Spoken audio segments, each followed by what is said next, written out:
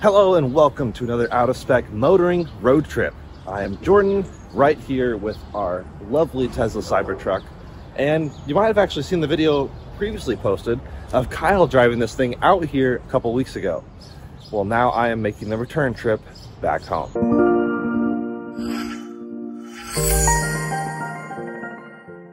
This is somewhat of an unusual spot though.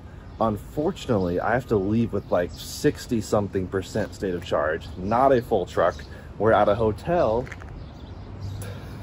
a wild hotel. Actually, before we even get on the road though, look at this place. This is the hotel I'm leaving. Crazy bathroom, very, very Japanese, super high ceilings, cool lighting, rocks around the perimeter. Needless to say, Kyle doesn't really love this place. He's more of a Holiday Inn Express type of guy. But I think it's awesome. Yeah, so it's definitely an interesting place to start a road trip, but we are going to jump on our way. We have the aero covers removed, which, by the way, look at how much they've eaten into the sidewall. That's why they're removed. I just didn't want to risk it. So my route will actually be a bit different than Kyle's route out here. I am heading through Salt Lake City and Park City, and I'll get to sort of why in a second, but yeah, leaving without full battery means I'll be stopping a few times to charge, including one time sooner than I was probably originally expecting. Skipping Vegas though, that looks good. So yeah, without further ado, I'm just gonna hit the road. Supercharger Yermo is next. And this is a 11,000 mile Cyber Beast tri-motor Cybertruck. We have hit, and we have exactly 2 miles per kilowatt hour on the lifetime efficiency. Not terrible. Going over here to trips, we will reset this one. Actually, I'm gonna rename it LA to CO, boom. Reset. Now we have our efficiency for our road trip. Enjoy some of the GoPro footage as we depart this huge city that I've been basically calling my home for the last 3 weeks nearly. It's been wild.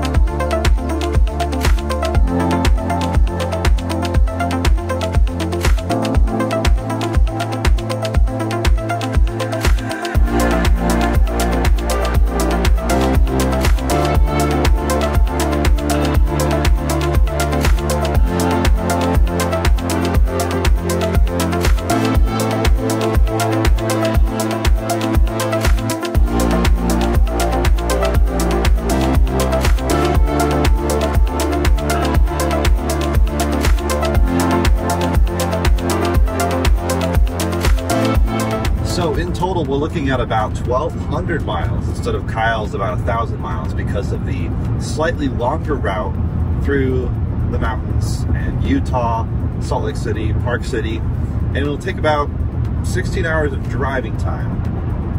But of course, I'm gonna do all the stopping time.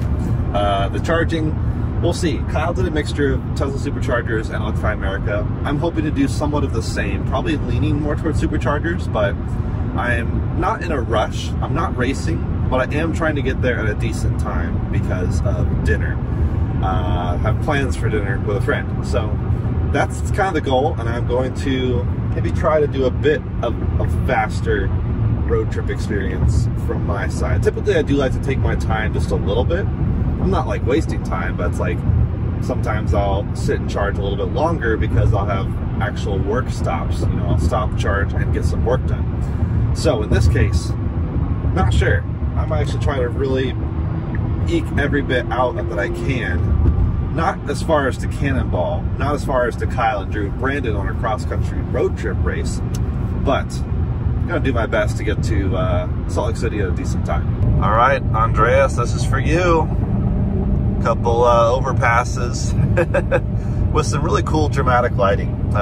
The weather is pretty decent. We have, you know, typical LA weather for this time of year, which as I'm leaving is about the middle of May, early May, something like this. And yeah, 60 degrees or so. No sign of rain yet, hoping it stays that way. I'm hoping the weather stays this mild. And I don't know, only about 100 miles to the next charger. State of charge on arrival oscillating quite a bit, as is the time on arrival. So maybe it just like doesn't really know what traffic I'm going to be dealing with. So we'll see. This will be a fun road trip. My first road trip with the Cybertruck. You know, notably I was in the F-150 Lightning for the cross-country race. So I'm excited to finally spend some proper time with the Cybertruck. Not that the last 3 weeks out here hasn't been proper, but I can actually road trip for once. And I've been really excited for this for a while. I think we are maybe climbing out of the clouds. We entered the clouds, now we are hopefully exiting the clouds. By the way, supercharger that it default routed to was a 150 kilowatt. I don't know why it does that. Right next to it, well, I guess an exit down was a 250 kilowatt, also in Yermo, California. So I have no idea why it default routed to a slower V2 supercharger, but that's definitely some issue in their software. It's not really, I mean, most people wouldn't think to check that, which is not ideal. So hopefully if you are routing with your Tesla, you're checking your arrival supercharger stops. And I mean, oh, look at this beautiful, beautiful scenery. I finally can see something. But hopefully if you're road tripping, you're checking your stops and making sure it's actually optimal.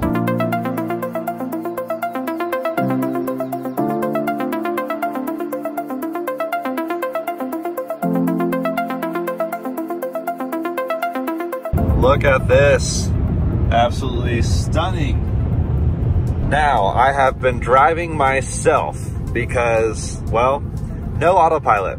This truck is actually on the new software, 2024.12.3 or 4, or I don't remember the nomenclature, but it's on the new software that came with the new front locking differential, the colorizer, the improved frunk safety, a bunch of things, including some navigation improvements.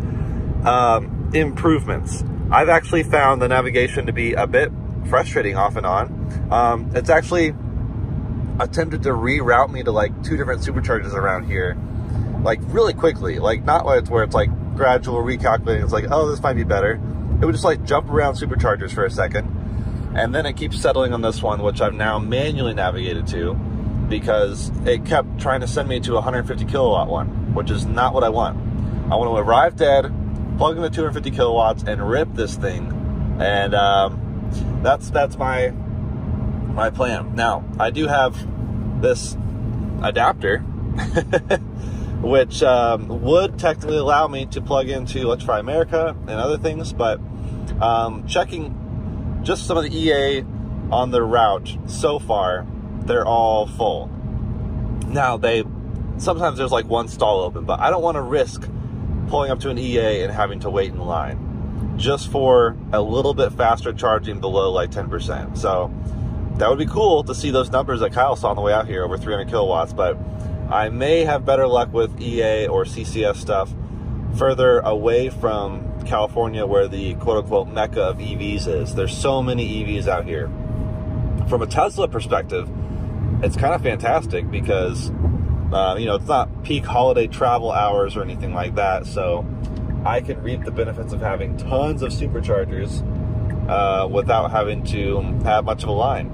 So there was like 3 superchargers all in this little section right here. So even if one doesn't work, I feel pretty comfortable arriving a low state of charge, because statistically something around here's got to work. I've also had a few issues like this where Tesla will try to route me off of the obvious route. Like the clear route right here is highway, and then exit straight at the supercharger. And it wants me to get off here and take a B road to go to the supercharger. Now, in theory, for traffic or something, that would make sense, but yeah, look at that. It just rerouted, saved me, wait, what? It thinks it's gonna take me 17 minutes to go 2.4 miles with 0 traffic. That just does not add up. So the navigation has done this a few times actually out here in California, which is just a bit, I don't know, it's confusing. I don't really know why. No clear reason. I did double check with other mapping software, Apple Maps, Google Maps, and they had no traffic or anything, so I knew I wasn't like rushing into a stop and go situation. But we are arriving at our charger. We got 4% state of charge here.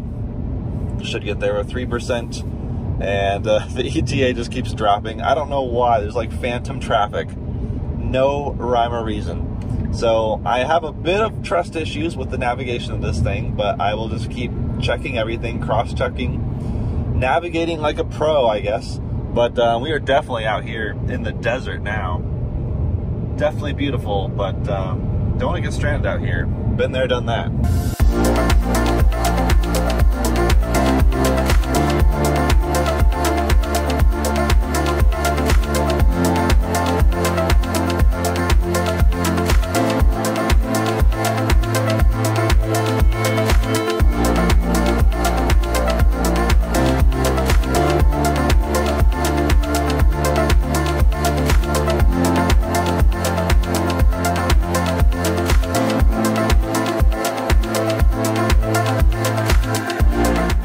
Maybe it's due to low state of charge, but we finally have a preconditioning happening, so that's good.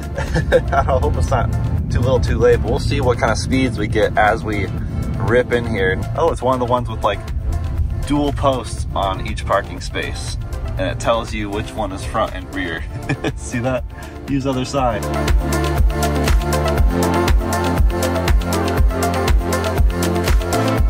All right, jumping out. Plugging right in. You can tell I had to get somewhat close, but I guess I didn't have to get quite that close. There we go. Yeah, you can tell how they had to remove the pylons to fit Cybertrucks and other non-Teslas, which is good. Open it up. There we go. I heard something clicking. Since our current drive, we have 528 watt hours per mile, so just under 2 miles per kilowatt hour.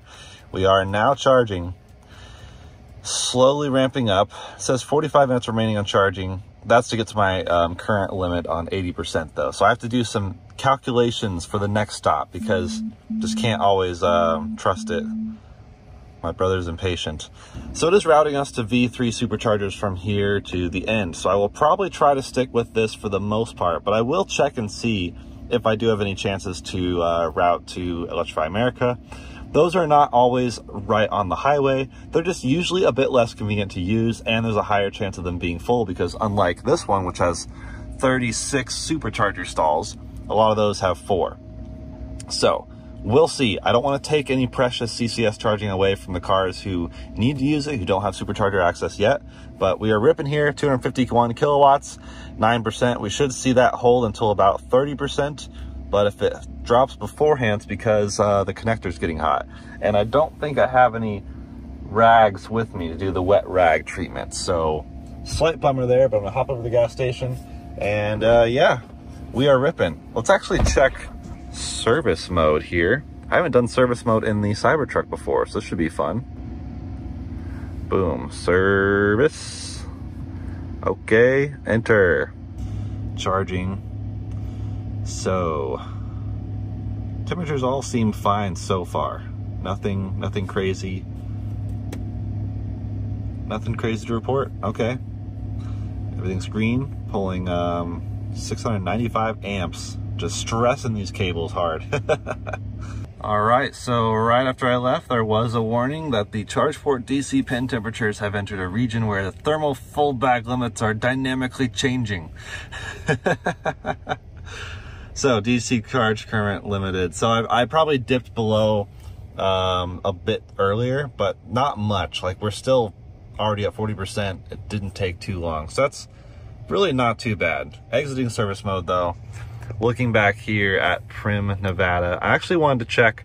Primm's saying I gotta stop and charge for almost an hour, which I really don't want to do. So I might look and see if there's something sooner than St. George, like possibly one of these. Yep, that's a V3 in Mesquite. 2 different V3s, so I might just grab one right off the highway here. Mesquite, now it has me charging an hour there. It's just gonna have to be stop by stop. Trying to manually tell it to do everything is just not really gonna work. So that's a bit frustrating, honestly. This is not a super optimized system, I don't think. I really do think it's a bit better. Now it's telling me a different route than it did before, which is interesting. And maybe it's because it doesn't think I should leave here yet. I don't really know. But now it's telling me to go to Baker. So if I just route to Primm with nothing else, let's see what it says here. Yep, so just charge here 10 more minutes, show up with Primm, low state of charge, just gonna do that. One stop at a time, folks. All right, not one for wasting time, 7% arrival, that's enough of a buffer. We are gonna unplug. This handle is, yeah, pretty warm. But maybe I'll figure out a rag solution for later supercharging stops. Going to ease my way out here. Oh man, time to go. The auto shift seems to be working pretty well. Part of the new update also was a newly more aggressive turning circle radius, which is done both through the front and rear axles, actually, not only rear axle steering. So, heading off back on the highway, we'll see. I've seen that the Cybertruck state of charge on arrival estimation is usually a little bit off in the beginning, but then it starts getting pretty on afterwards, if that makes sense. So fixing this map view, heading back onto the highway. Hopefully it doesn't do any weird navigation stuff this time around, but that's why I'm second guessing and double checking everything. So jumping back onto the highway here, let's head to Primm.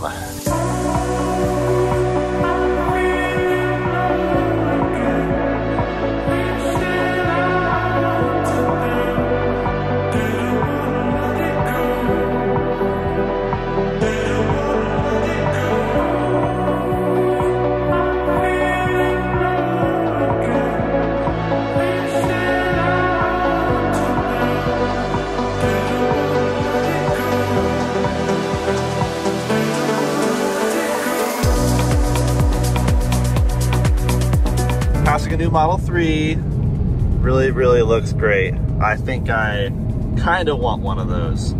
But now we're about to 8% on arrival. So the whole reason I didn't charge to a deeper buffer is because I can play with the buffer along the route. Like I can go a little bit faster or a little bit slower. I'd rather have a really small state of charge and slow down if I need to than plan for better speeds later than hit like traffic or something where it's like, oh, I'm getting a better efficiency when I wasn't even planning for it. So there's a lot of strategies. Maybe their news makes no difference, but this is my strategy and we'll see what happens. When I left the hotel and routed to Salt Lake City, it said I was gonna get to Salt Lake City at 6:30 p.m. So we'll see if I can beat that with my own manual route planning or if I really do roll into town at 6:30. More beautiful scenery dead ahead, how about that? But this is crazy. We got 12 miles till my charger, 5% arrival, and we've got 6%. We went up to 7%. We were going downhill for a while up here at 4,000 feet elevation. So should be rolling into the charger with a nice and low state of charge once again. I really do think this will shave off a decent amount of time. And I'm literally just planning charger by charger what to do. But charging to like 50% and bouncing, I think is kind of the move. I don't really see much of a reason to stay past 50%. The last stop didn't have much as far as accommodations. I'd love to get some coffee. So we'll see if I luck out there. But yeah, fantastic time. And whoa, look who's calling me. It's Out of Spec Detail.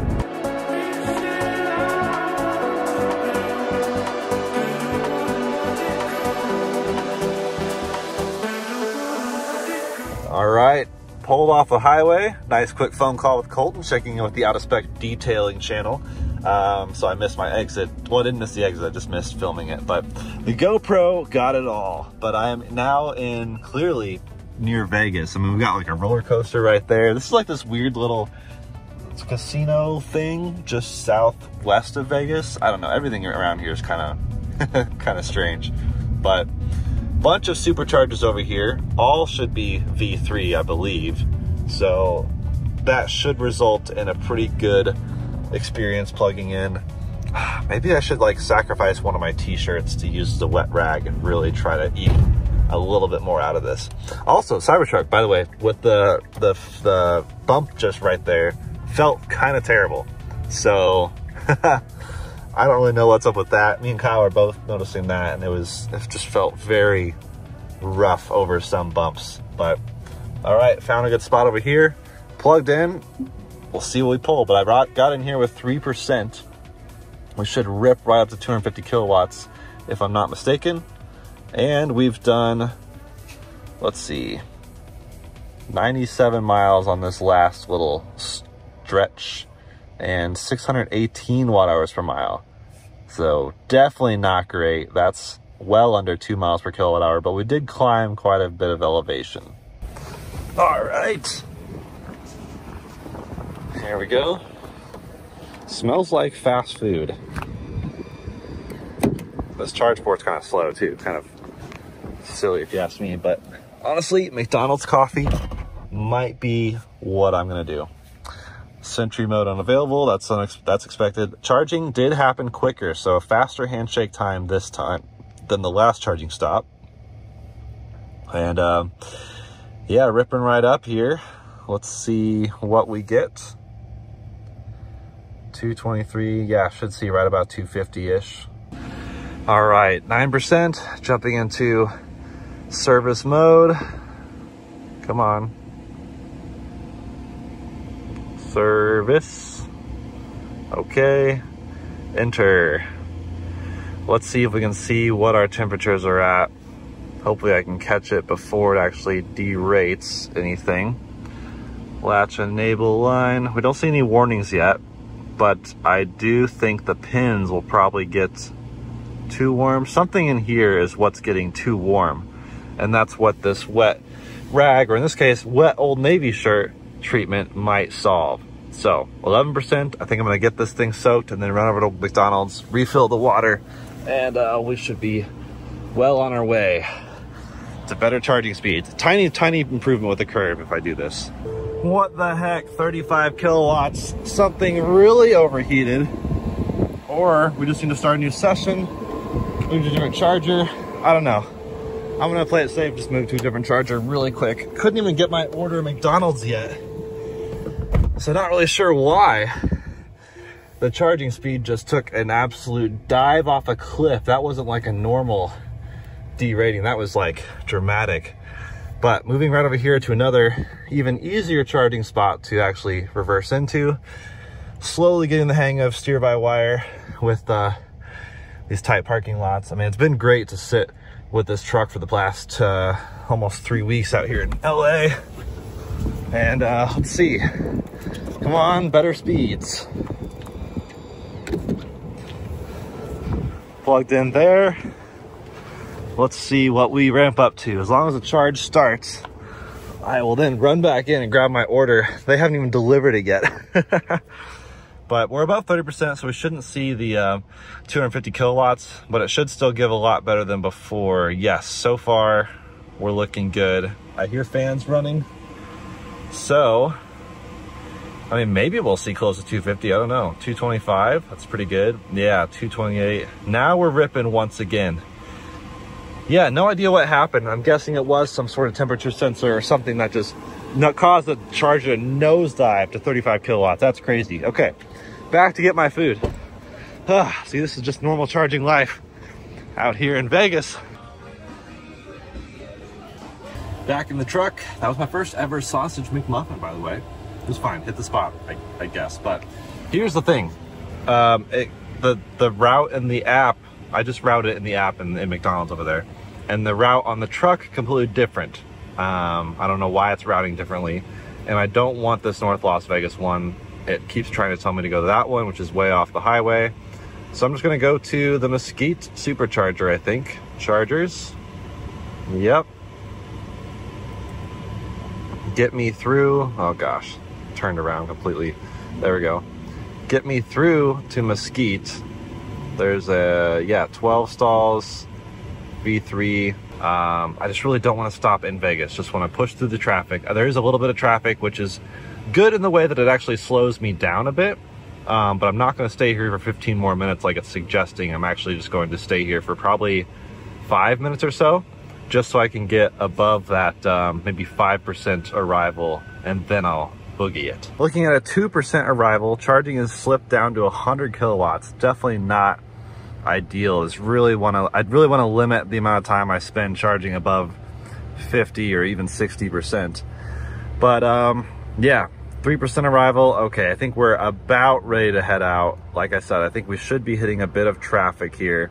One thing I will note is the map sometimes is really slow to render, which is a bit frustrating, but I guess make do with what I can. I am unplugging it. I am sending it. I don't want to sit here all day. At this point, I could just go way off the highway in Vegas to another 250 and rip there. Now it says 3% arrival. This thing is so weird sometimes. I'm still gonna go with it. Still just gonna try my best. I can always bail out in Vegas, so it's not like I'm risking everything here, but my goal is to see, I guess, how much traffic I have to deal with and everything in Vegas, but hopefully it's not too bad. Good motor whine noises. The motors do sound pretty great in this thing. So as an average from our trip calculations, 568 watt hours per mile. Ooh, yeah, not amazing. But again, we've gained some elevation, so that's not a huge unexpected thing. What's interesting is the lifetime. This truck, as I mentioned in the beginning, has over 11,000 miles. We should be hitting 12,000 miles before maybe even close to the end of the day, but for sure by the end of the weekend, 12,500 miles is how much we're looking at on this truck. And we're looking at 2 miles per kilowatt hour. Not really that bad. I did get a warning that said stay below 75 miles an hour to reach your destination. I don't think that'll be an issue. I'll keep it right around 75. And if I do hit some Vegas traffic, that'll help even more. Right now, we're seeing a little red blip on the navigation bar. That is also a new thing on the update, showing various sections of the trip and what type of traffic situations there are, and also just showing you as a percentage how far you've gotten through the trip bar. So that's pretty cool. But otherwise, yeah, just gonna keep continuing on, enjoy some GoPro footage of the desert as we leaving California earlier, going through Nevada, entering Utah. Lovely scenery. Honestly, the western part of the US is some of my favorite road tripping areas in general.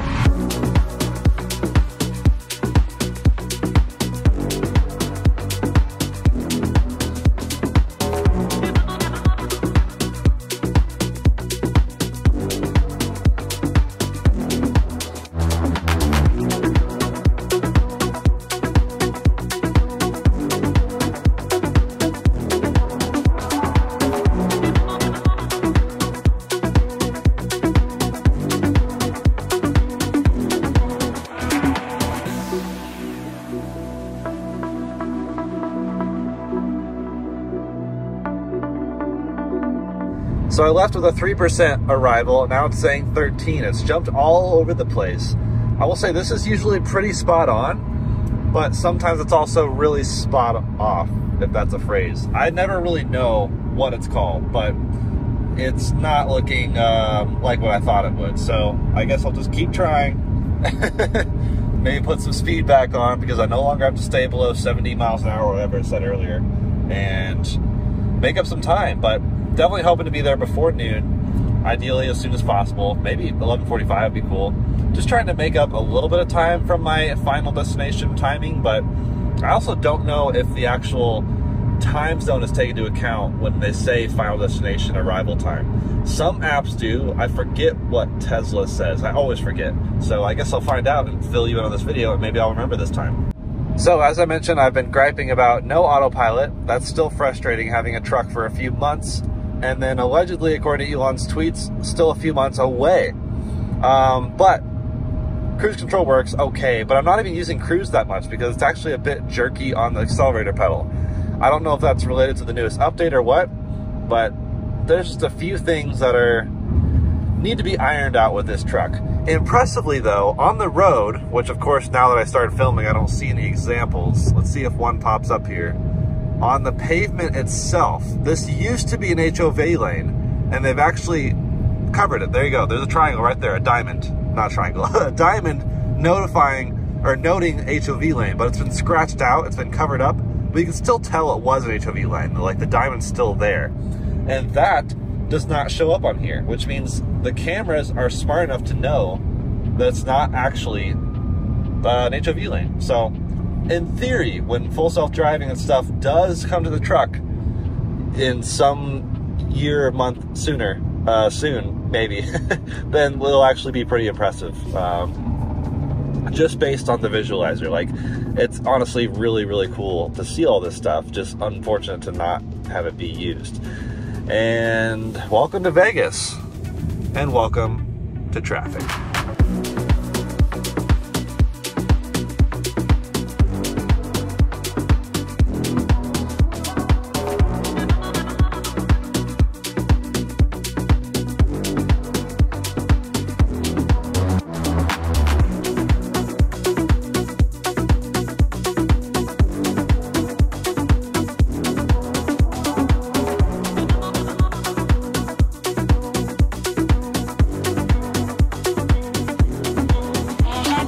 Maybe now it's a good time to mention why LA. So Motor Trend actually used our truck for about a week. Really looking forward to seeing all their testing, their writing, even did some filming. I think this video will be out by then, so I'm not breaking an embargo, but Motor Trend decided to recreate the claim of Tesla in, people are just filming the Cybertruck. People still film the Cybertruck everywhere. It's crazy. But Motor Trend set out to test the claim that Tesla made when they showed the final production Cybertruck of it towing a 911 faster than a 911 can do its own quarter mile. Now, the footage was seeming to be an 1/8 mile, but the claim was a quarter mile, so we actually tested that. We took it out to a drag strip. We got the exact same trailer, the same 911s, everything, recreated it. Jason Finsky from Engineering Explained came and explained it. It was a great time, really fun videos. Hoping to have my video up by that, might be up by now. And Engineering Explained, of course, Motor Trend, everyone's gonna have videos on that experience. It was really quite fun. So Motor Trend had this truck the whole first week. Then the second week, I just did some filming around the area.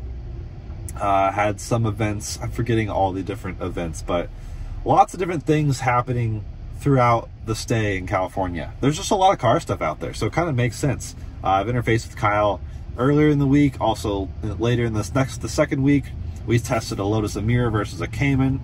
I went to Toyota's hydrogen event to see their hydrogen headquarters and the Tri-Gen unveiling. Watt EV's charging truck stop in Bakersfield. Just a whole bunch of random stuff. Brought the truck over to Smoking Tire so Matt Farah could make a video with it, and I think he hates it. So that's definitely funny.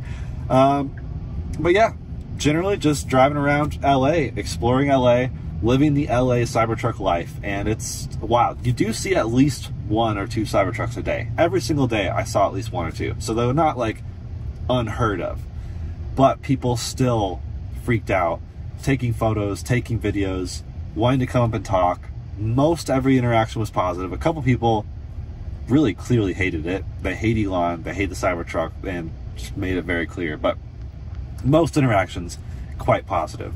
And yeah, this past week's been pretty busy. Kyle came in, we went to film the Cadillac Optic, which I can't say anything about yet, and checked out GM's new GM Energy's home vehicle to home and vice versa solution. So a lot of videos, a lot of things we covered on the other channels, so definitely check those out if you're curious. But if you're curious, that's why we're out here. The truck has been making the rounds. See, Tesla doesn't really give trucks to journalists. They don't really have a media department. I guess, you know, some Cybertrucks were given to Top Gear and Hagerty, but that was done by Rich Otto, I think, who I think has left Tesla. So it's just a weird situation. In all other cases, we get cars from the manufacturers, and that's how we test them. They're sanctioned by the manufacturer. It's an official car from them to test. And we say good stuff, bad stuff. I mean, we're not biased. We're not taking money from manufacturers. We're just giving you the data.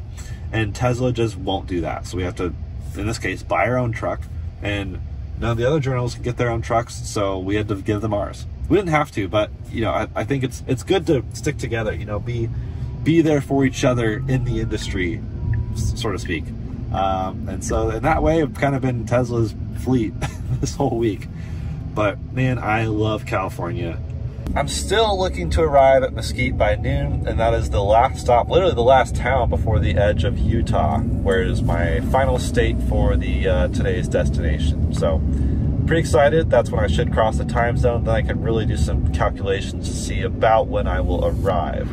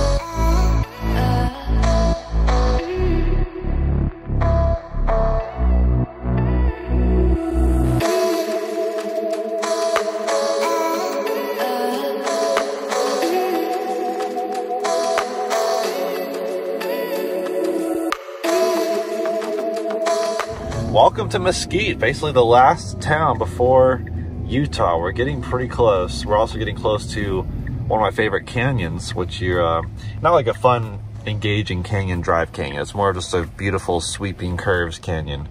So I've been to the other Mesquite Supercharger a few times, but I've never actually been to this one. I don't even know if this one's new maybe, but the other one I've been to quite a bit. It's just a little bit further off the highway than I normally like. So apparently this one is in this little, yep, casino. They're all in casinos out here basically, but there should be about 8 stalls, and I think only 1 is taken, but we'll see how accurate the actual app is. There's also Tesla destination charging. So I guess if you're staying at this hotel casino situation, then you can do it kind of all at once. You could do some slow level 2 charging. Pulling in here, got the lovely front camera that just automatically came up. And we will get closer. Stop right there. Perfect. So, plug right in. Such a slow charge port door, but that's pretty normal actually. Could be worse. Could be like a Blazer EV charge port door. Starting to charge. Popped right in. It said 45 minutes remaining, then that's to my actual charge limit once again. So, as it's ramping up, let's actually gauge a bit more of the trip and see what it says now. Fans are blazing out there. That's good. So 245 kilowatts, and this is saying 2 more charging stops. So Beaver is, let's see, how many miles? 140 miles.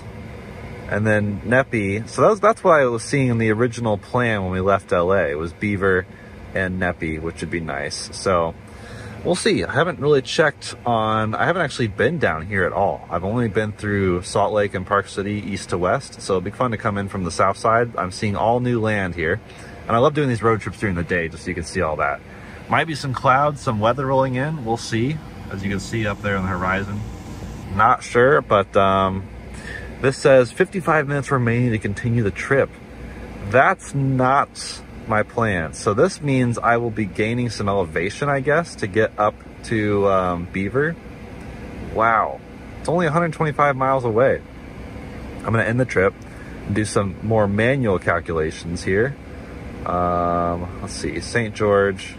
So I have a couple fallback options. Beaver, 24 stalls, which is pretty cool.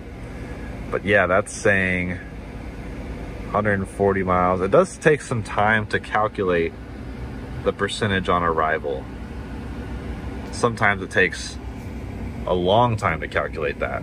If I choose something like this one here near Cedar City, that's also a V3, so let's route to there. That may be the move. Yep, that now says only 25 minutes to continue the trip. So I think I'll do that one. We'll see. Yeah, so it's saying 20 minutes quick charge to get to Beaver. I don't know. I'll let it think for a bit and I'll get back. We're still ripping at 250 kilowatts, but I am gonna try the wet shirt thing just to see if that helps at all. Coming back out to the truck here, definitely feeling a bit overdressed for the weather. I left LA at 55 degrees and now it's 80.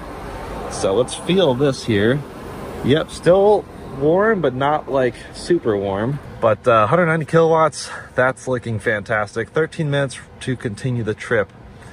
So that's saying a short stop there. I am gonna see if I do edit the trip, will it fix itself? If I just want to go straight to Utah, what does it think I need to charge to?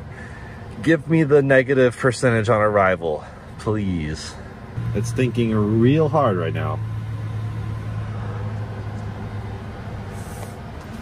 Okay, up to down to 177 kilowatts.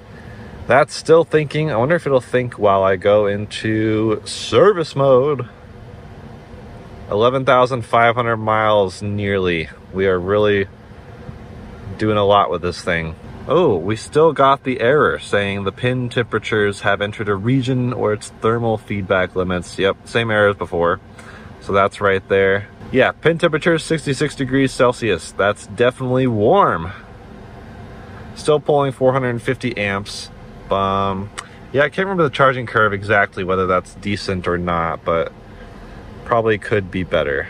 So I don't know what the deal is here, but I just calculated it on my phone and everything happened instantly. So it's saying I have to charge to 90% here to get to Beaver, Utah, which is crazy. That means, well, actually that's to use 75% of the battery. So I have to charge to 75% here to go 140 miles. So that must mean a lot of elevation gain up through this canyon, which makes sense. But looking at other chargers, I think I will plan on doing Cedar City instead. Navigate to there, 4% arrival if I leave now. So I will charge to, yeah, just over 50% this time. Not gonna go past 60 like I did last time. And that should help me put down some miles. There's just no reason to sit here until 90% state of charge, or even 80% is what it said I really needed. So that would take kind of forever. Whereas a quick stop in Cedar City should do the trick. That might change my charging stops on the rest of the trip at that point. You know, if I stop in Cedar City, maybe I don't need to go to Beaver, which means I could push on to somewhere else. It's just fun to kind of play with all the stops. Like maybe I'll go to Nepi from Cedar City. That might be a better stretch to do, which is, let's see, 231 miles from here, whereas Cedar City is 82. So that's about 150 miles on that stretch. That might be one of my longest stretches yet. And then I'll charge, not crazy deep, but enough to get up to Park City. There's no chargers in Park City yet, which is crazy to think about because it's a decent, you know, tourist town. I can't believe there's no chargers there. There's some level 2s and some 50 kilowatt DC fast charging, but there's no fast DC fast charging at all in this region, which is crazy to think about. So bring it up to the Park City for everyday driver to use up there, and they don't have any charging. So I'm gonna give them a truck with decent state of charge. Although we're hopping down to Salt Lake on Saturday morning for a car show, or car meet. So we'll see. I'm gonna kind of wing this region, wing it, but yep, think we got a good plan. So 0% state of charge on arrival if I left now, so I will push it to about 50 and we'll take off. Okay, heading out once again. Charging is done. I should have about 5% state of charge on arrival. Oh, now it popped up to 7%. Yeah, this state of charge on arrival is just all over the place. It's crazy. But this should give us even some buffer, which doesn't hurt anyone. Just the schedule, I guess. Carefully backing out. Seems like, I don't know, most supercharger locations feels like Cybertruck was definitely an afterthought, but hey, at least it works. No charging issues other than that one that dropped to 35 kilowatts. But now heading out, I think we're gonna take the entrance I did earlier. Get to Cedar City about 1:30, maybe 1:20 should be my benchmark. since we have a little bit more buffer than I thought. And we will just boogie it up there, get up through the canyon, get some nice time lapse with the GoPro through there. And yeah, enjoy the ride. Hopefully some good weather, but anything can happen out here, honestly. Rain just appears out of nowhere.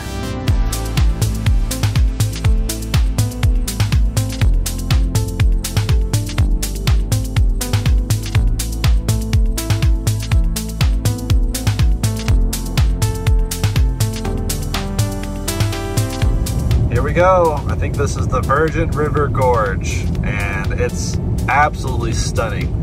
I wish I could stop and take more photos and videos, drone shots, maybe a future trip. We do actually hit this gorge on many trips. Even our race to Vegas goes to this gorge. So maybe a future trip, I will try to coordinate and plan a bit more fancy videography. Kyle thinks it's not worth it. Please let me know in the comments that he's wrong, because I think drone shots are always worth it.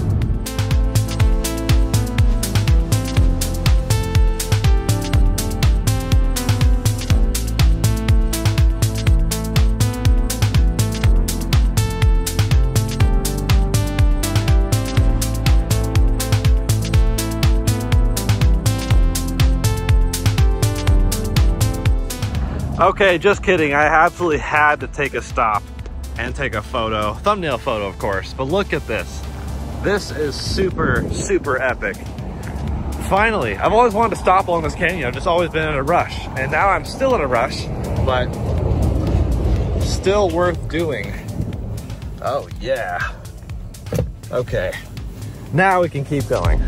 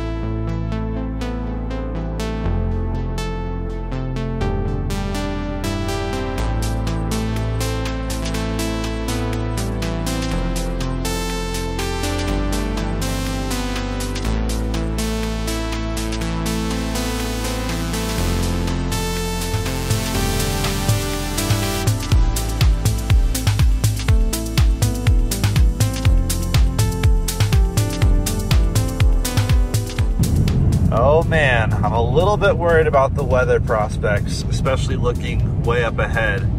But we are approaching our charger. That'll give us a little break. I can do some research on the weather. Obviously plug in, get some decent juice. They've got a plan formulated for Salt Lake City, kind of skirting the south part, getting dinner near the supercharger at Draper. And yeah, I forgot about the hour. Well, I knew the hour was going to change, but it's clear that this doesn't actually take into account the time change when telling you the ETA. I wish it did. I actually could understand either direction, like why someone would want or not want the ETA showing the hour in the time zone of arrival. I wish it was a toggleable setting. There's lots of toggleable settings. If only that was one of them. But we've dropped all the way down to 5%. We were climbing for most of that drive just now with 700 watt hours per mile. So that's like up there with 1.5, 1.6 miles per kilowatt hour. Really not good, but we'll see. We'll see how it changes between here and Park City. Park City is also pretty high up, about 7,000 feet elevation. So definitely 2 more charges before Salt Lake, and that should get us there. And then the rest of the trip will continue on Sunday. Let's plug in, see what we pull. Charge port, immediate latch, 6-ish second handshake time. Let's go, starting to charge. Nice, so 4% arrival, not bad. And yeah, pretty rough efficiency as I mentioned. So this says 45-minute charge remaining. I forget, I think that's just to my charge limit actually. I'm not actually navigating anywhere. So curious if I put in Salt Lake City, what would it put us at time-wise? So I've beat the original ETA by like 8 minutes, but that could be accounting for some traffic along the route. So this is saying charge here for only a little bit and then go to Beaver and then go to Nepi. I wonder, oh, Beaver is also a long charge. Geez, we're just like climbing a lot of altitude, I think. That's really what I think is the issue here. We only have to charge to 35% to get to Beaver, but I'm actually gonna look at in trip some of the charging spots here. Already ripped up to 250 kilowatts, that's great. But yeah, I don't think we can possibly get to Nepi. Let's see. Remove charging stops. Is there any way? I don't know. That's 173 miles. No, there's really probably not a great way. Dang, looks like Beaver is the move. See if we can add back in charging stops. So yeah, just a quick charge here and then Beaver. And then that's even a longer charge than I expected. So dang, this is, yeah. Gotta love it, EV road trips. Time to use the wet shirt again. Get it juicing, get it cooled down. Almost 40%, 7% arrival on Beaver. I'm gonna go. I got some really crappy pizza. Actually, it really hit the spot though. Sometimes crappy pizza does the trick. That pizza like tremendously hit the spot. Oh my gosh. We'll see. Hopefully no crazy weather. Because if not, I can keep the speed on, keep the power down, get the supercharger at Beaver, probably about, yeah, 320 or so. So making decent time. Not crazy good time, but it's not too bad.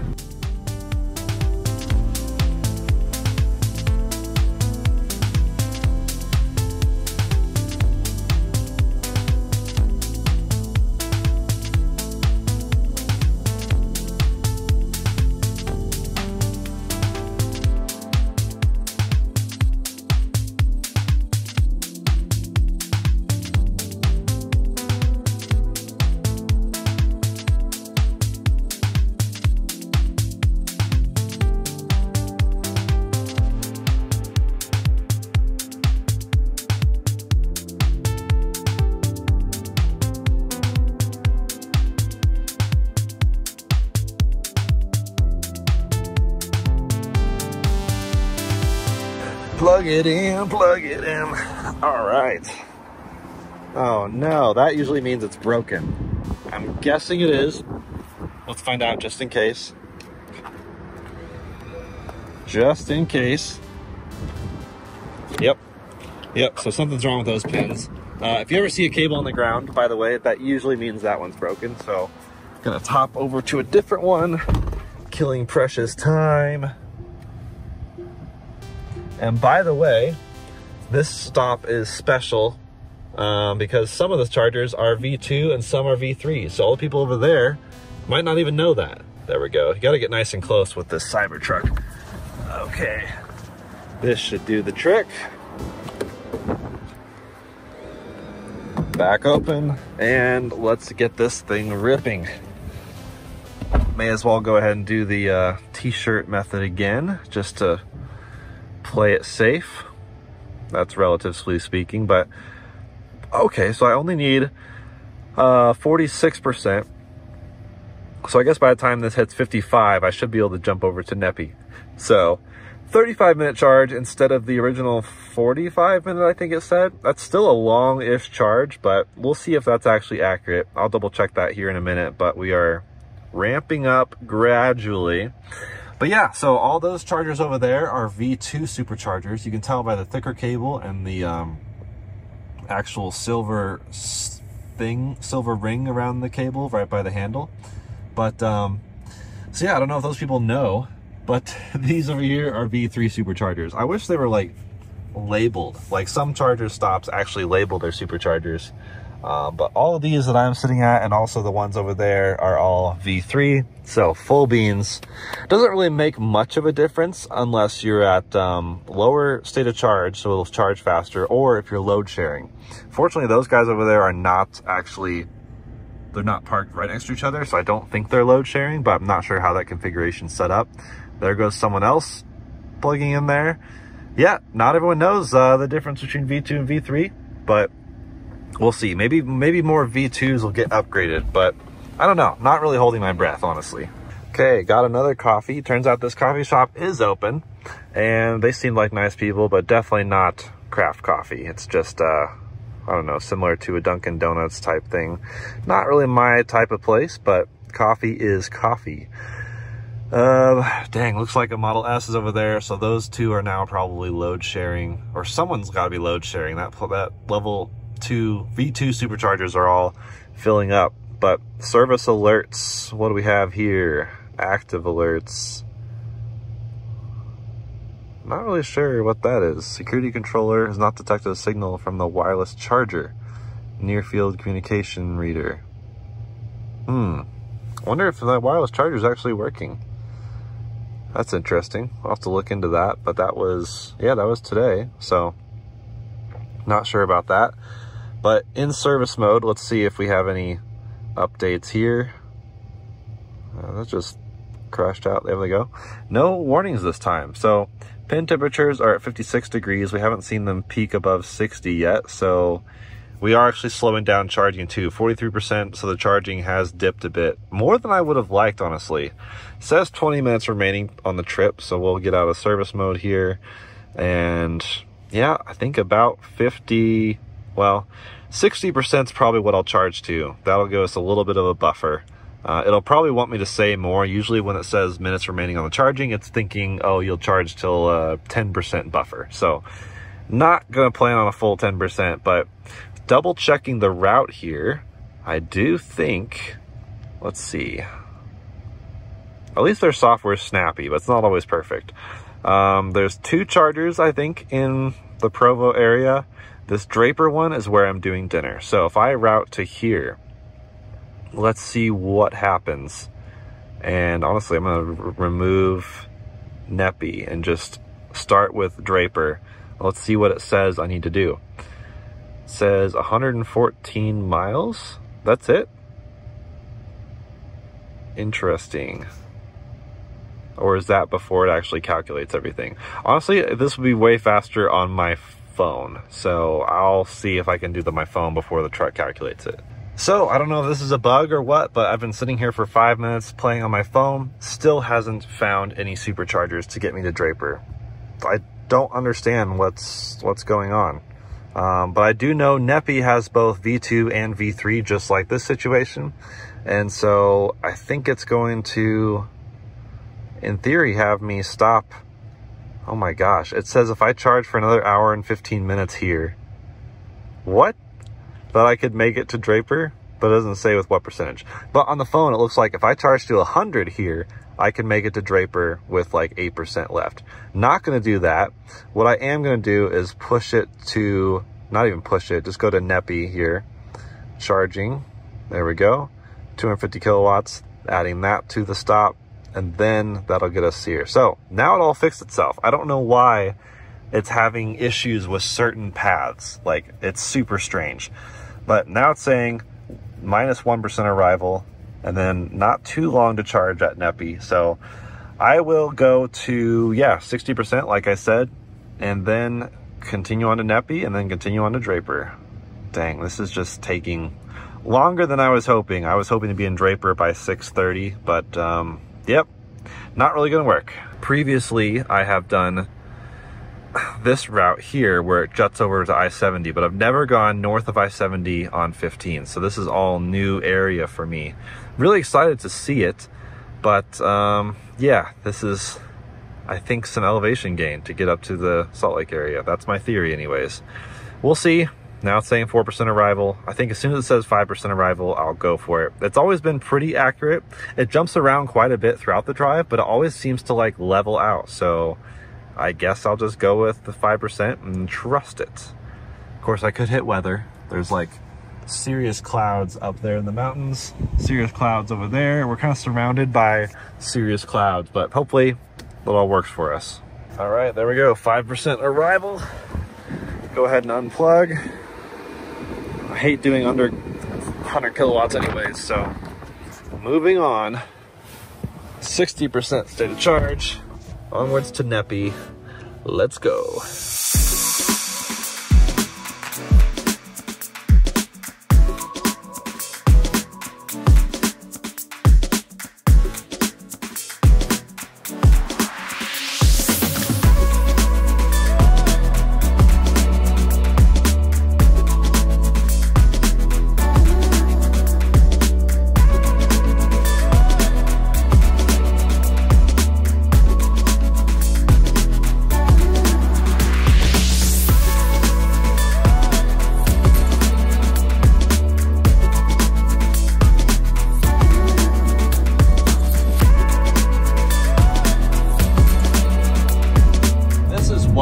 Up there's like clouds with actual snow.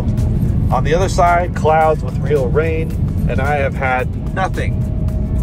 Somehow I am traversing between all the weather on all sides of me. It even looks like there's weather in front of me, but it just stays in front of me. Like I haven't caught up to it yet. And even in my rearview mirror, it looks like, oh, there we go, weather. So maybe I'm getting lucky, I don't know. I definitely feel like there's a bit of a headwind, but I'm maintaining this 3% arrival on the supercharger in Nepi.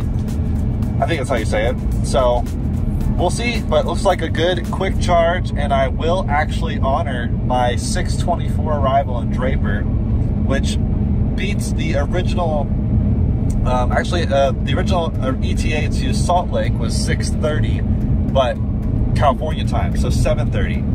So I've shaved off almost an hour by manually calculating the stops instead of following what the Cybertruck said. There's no reason to stop and charge for an hour when you could stop for 30 minutes and do a few extra chargers. Yeah, so clearly that's a time-saving tactic. Obviously it worked for Kyle and Drew and Brandon in the cross-country truck race. The original truck route was like 17 chargers, and they stopped 30 times, and that got them there a lot faster. So they shaved hours off the original ETA. I'm doing kind of the same thing.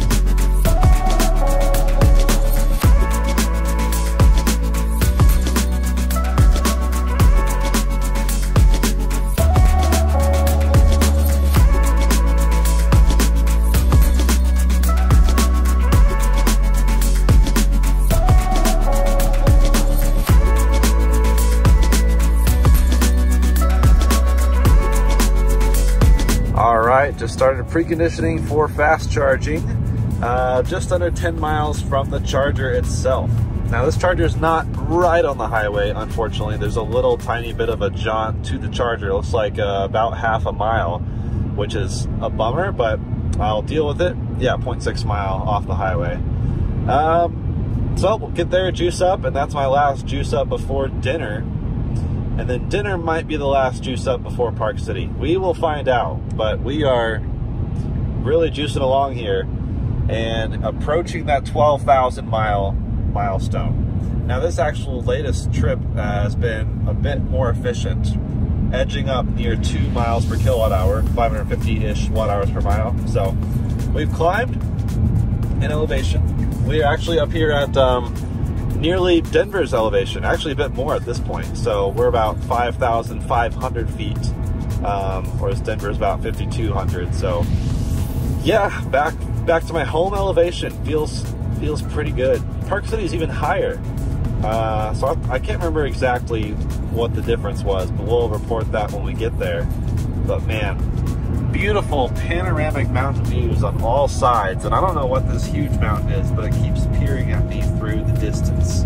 And still no weather, so lucking out entirely with that so far.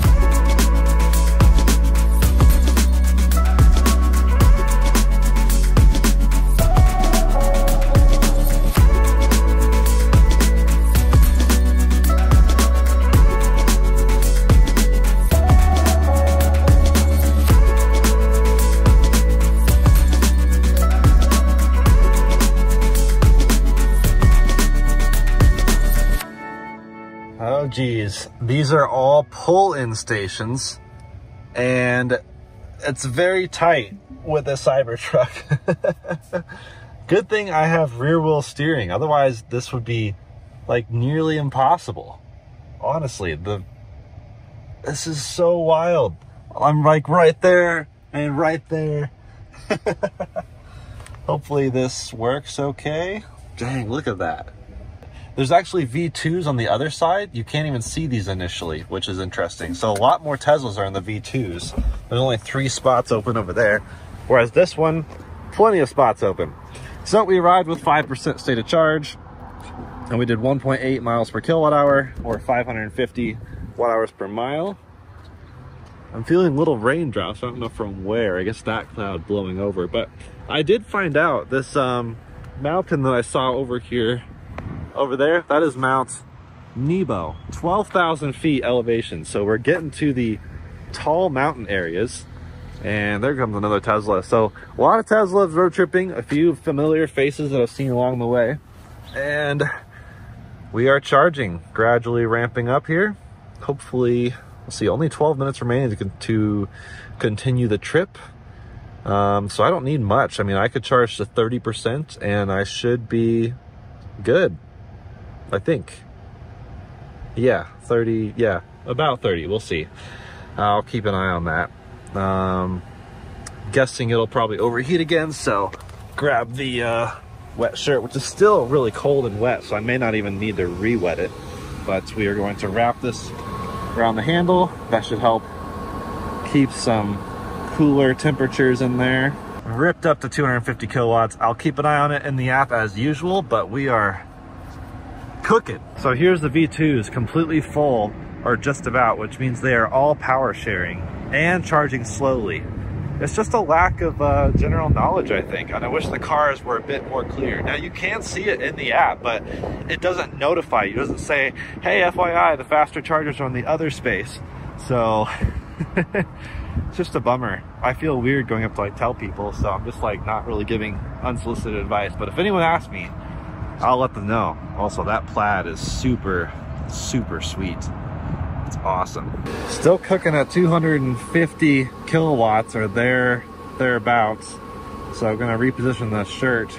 It's still kind of, it's a mixture of cold and wet, cold and warm and wet. It's so weird feeling. Yeah, still right up 250 kilowatts.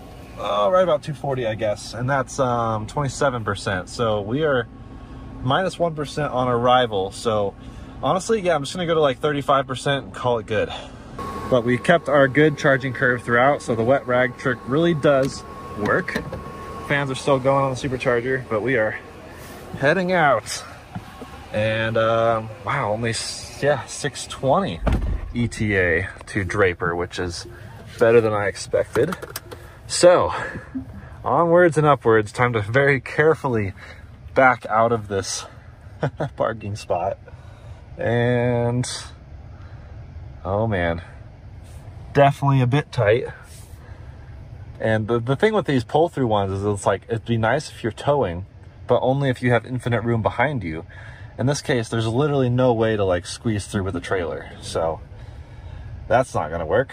There's the Plaid. I did tell the Plaid to come over here because I saw them, ran to them as they were exiting their car, and I was like, hey, faster charging on the other side of the building. They were stoked. They pulled in with like super low state of charge, so saved them a heap of time. They're about to plug into a shared V2 versus their own dedicated V3.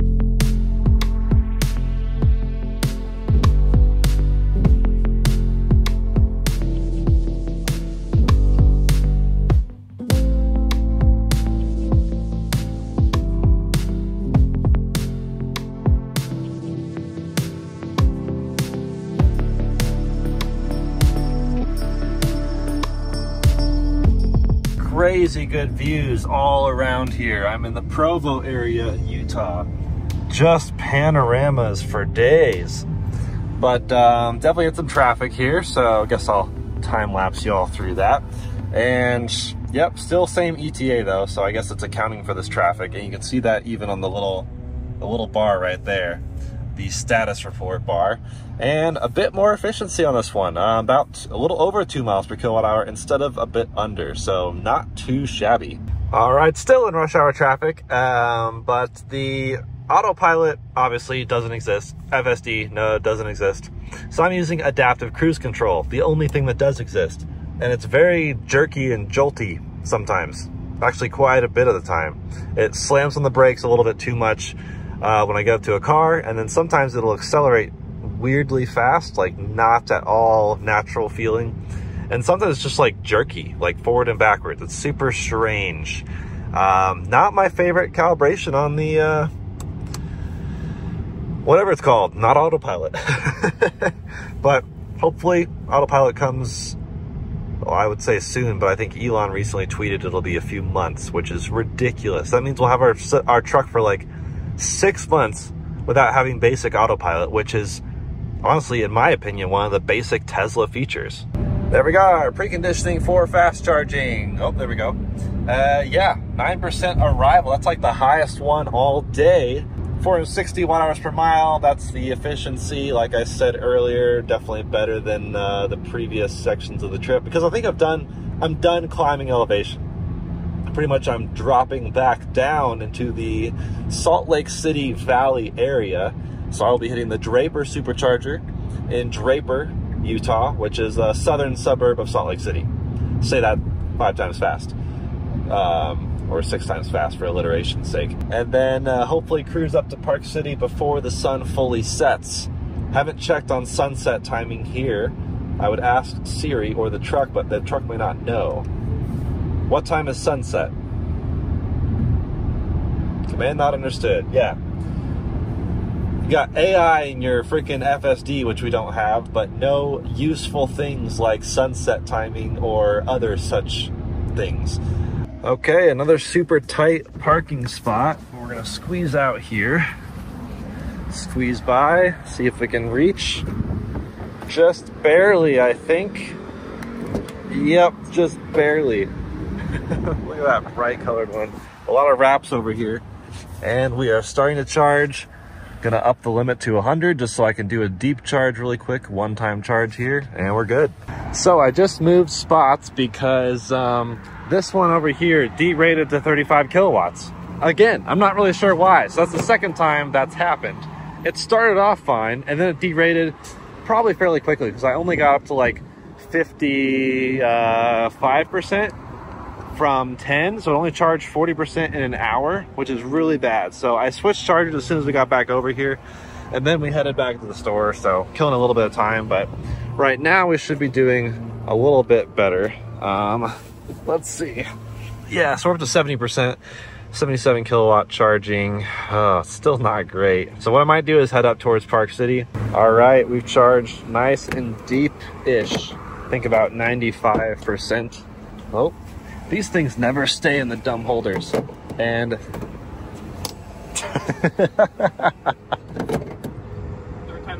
there we go.